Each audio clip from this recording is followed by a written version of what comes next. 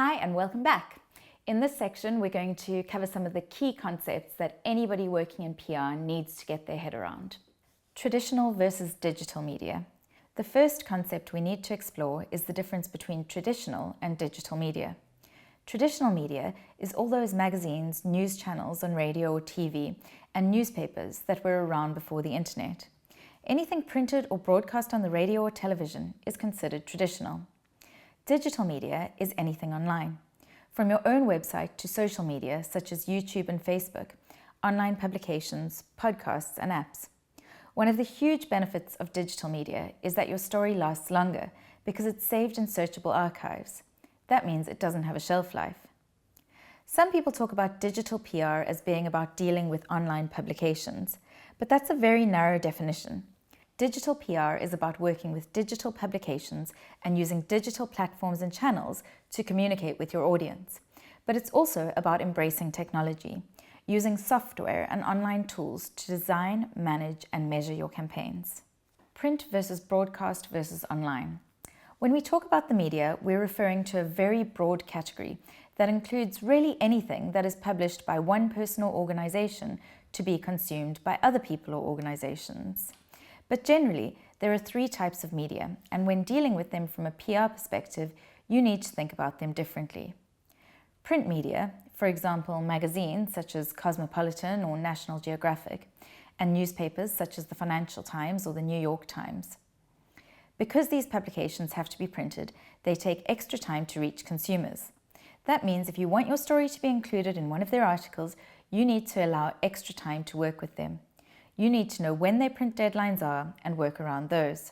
Broadcast media, for example, TV news channels such as CNN or BBC, TV shows such as Newsnight and The Late Show, radio stations such as WACB and BBC Radio 4, and radio shows such as the Today programme.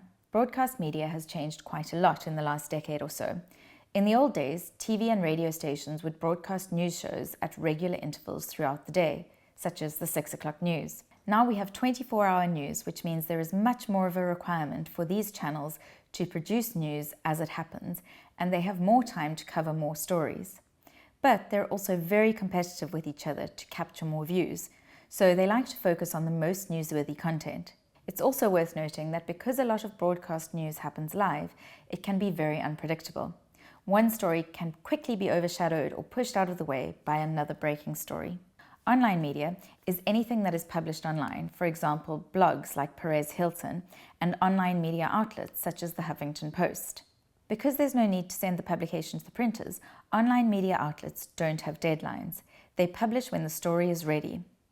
Online media play a very important role in supporting your website and branding strategy, something that we will cover later in the course. Social media, for example, Facebook, Instagram, YouTube, and Twitter, are a subcategory of online media and really important for PR because of the huge reach and influence of social networks. When you think of social networks, you need to consider your own channels, those of influencers in your industry, those of your customers, and the channels of the broadcast, print, and online media. Keep in mind that none of these media types exists in isolation. The BBC, for example, has traditional broadcast channels such as BBC News 24, BBC Radio 1, its online news site, and a whole host of social channels. The FT has a print edition and an online version on ft.com, as well as a bunch of social media channels and podcasts. And Cosmopolitan has the print magazine, a website, an app, and a podcast. PR strategy versus PR campaign. A lot of people get these two confused. Your PR strategy is a high-level plan or roadmap for how you're going to achieve your PR objectives. It's usually long-term and ongoing. A PR campaign is a smaller activity that will contribute to your strategy. Most PR strategies are made up of several campaigns that help you achieve specific goals. Owned versus earned versus bought media. In PR, we refer to three types of media: owned, earned, and bought. Owned media is anything that you or your company own. Your blog, your website, or your own social channels, or your monthly company newsletter would all count as owned media. You can publish whatever you want to these media, and no one will stop you. Earned media is the holy grail of PR. That's media publicity that you have achieved on someone else's media or social media channel without paying for it. They think you're interesting or valuable enough to mention you, interview you, or write about you. Earned media has more clout and credibility because endorsement from an independent third party is highly persuasive. Bought media is kind of like advertising. You pay an outlet or publisher to cover your company or product. Media relations versus analyst relations versus influencer relations. In PR, you will be dealing with lots of stakeholders. Media relations is about working with journalists, reporters, and broadcasters to persuade them to position your company in a positive light. Analyst relations is about working with market analysts who advise industries and investors to persuade them to position your company in a positive light. It's much more about the facts and figures. Influencer relations is about working with people who have built up a loyal following and encouraging or paying them to promote your product or service to their following. B2B versus B2C versus B2G PR. There are 3 different types of audiences in PR. Business-to-business PR is PR activity that's targeted at other businesses. As an example, a business accountant would be targeting other small businesses, or a company that makes CRM software like Salesforce is selling that to other businesses. B2B PR is very much about understanding the best media channels for reaching decision makers in other businesses.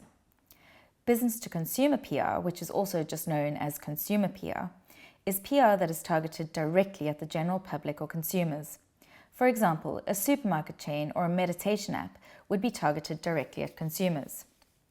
Business-to-government PR, also known as government relations or public affairs, is PR activity that's targeted at government bodies, lawmakers, and civil servants. This can be about selling services to governments, for example, selling town planning consultancy, or pressurizing governments to change laws, for example, an environmental charity working to get lawmakers to legislate against making plastic packaging. It's important to note that one company might require a B2B, B2C, and B2G strategy to target different stakeholders and audiences. In-house versus agency. If you work in-house, then you work for a company and all you do is that company's PR. A lot of large companies have sizable in-house PR teams.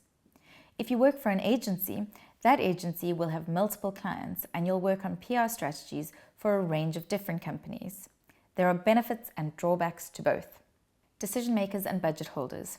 A decision maker is a person within an organization who has the final say in whether to buy a product or service. This is usually someone senior, such as a VP, CEO, or director, and they're usually influenced by other people in the organization. A budget holder is someone who has the authority to spend the organization's money. While budget holders are often senior, this is not always the case.